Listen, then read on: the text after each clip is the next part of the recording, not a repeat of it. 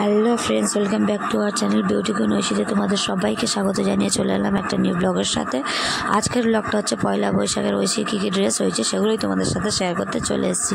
তো এই যে দেখো, পিঙ্ক কালার যে ফ্রকটা আছে ওটা আনবক্সিং করে ওকে পরানো হয়ে গেছে একবার। ওটা পরে আমার বাড়িতে যাবে, যেহেতু মানে আমার বাড়ি বলতে আমার বাপের বাড়িতে, ওখানে পুজো আছে।